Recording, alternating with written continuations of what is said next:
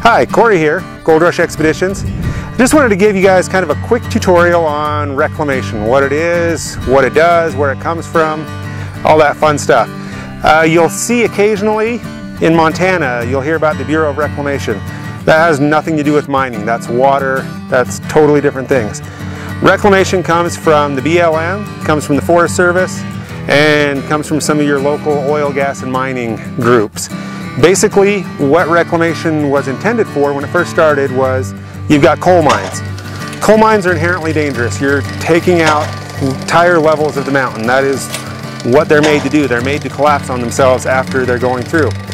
This was becoming a problem in the 60s and 70s because coal mines were just being left abandoned and they were crushing people, and there was actual problems with it. So somebody had the bright idea to tax coal mines, a certain percentage of all their earnings, the active ones, and then use those earnings to close up the coal mines once they were done.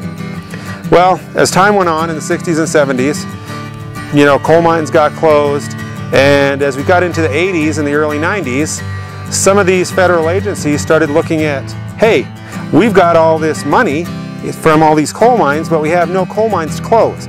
There's nothing that's dangerous. So what else can we do? Well, in a typical bureaucratic correlation, they said coal mines and hard rock mines are the exact same thing. It's got to be the exact same thing. That's where we can spend money. So there started to be a push, and you'll see it in the 70s up to the 80s. Anytime anyone gets hurt in a mine, I mean, you could have 200 people die off the side of an avalanche and you won't hear news about it. One person falls and breaks an ankle inside a mine, it's going to be front page news. Oh my God, look at these mines, they're killing people every day.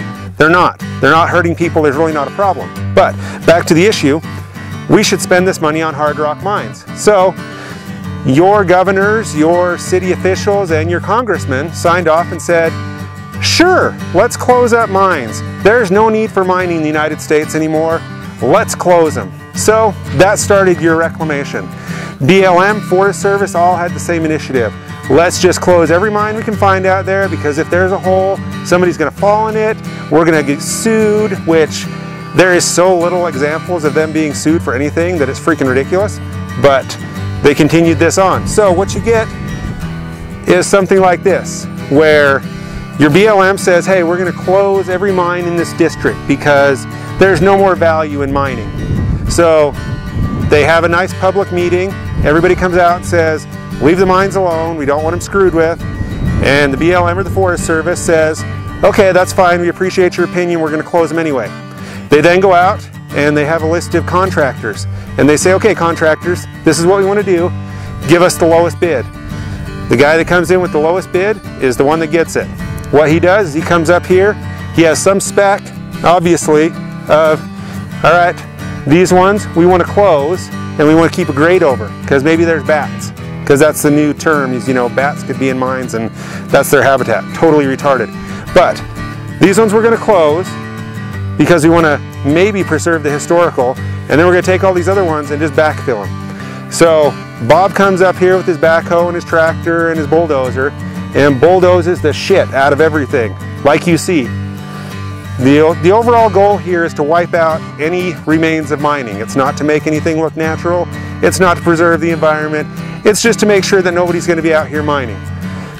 These little sections like you see here are where they really get a pushback, and it's really super expensive to try and fill something like this. This is a big shaft.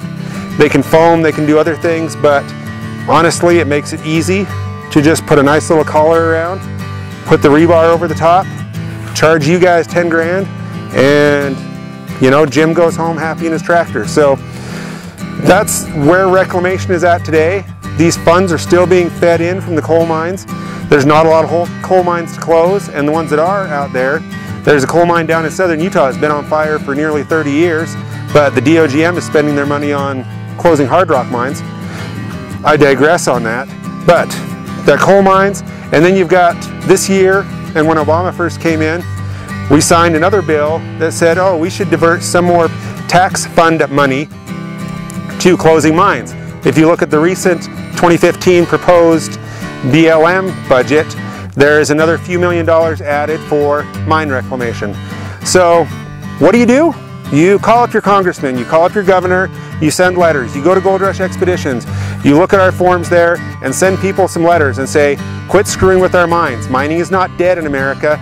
Mining is what started America. Mining is what made the West what it is. Environmentalists and all this other environmental blah, blah, blah, mining has impacted none of this. The reason that environmentalists are out here is because they have old mining roads to go on. The reason that four-wheelers are out here is because you're driving on old mining roads that have been out here for years and years and years. They're not hurting anybody. People aren't dying in them. Let's stop this destruction and actually preserve some of what's left and give people like you and me a chance to come out and work these sites and make some money. For Gold Rush Expeditions, I'm Corey Schumann and we're signing off.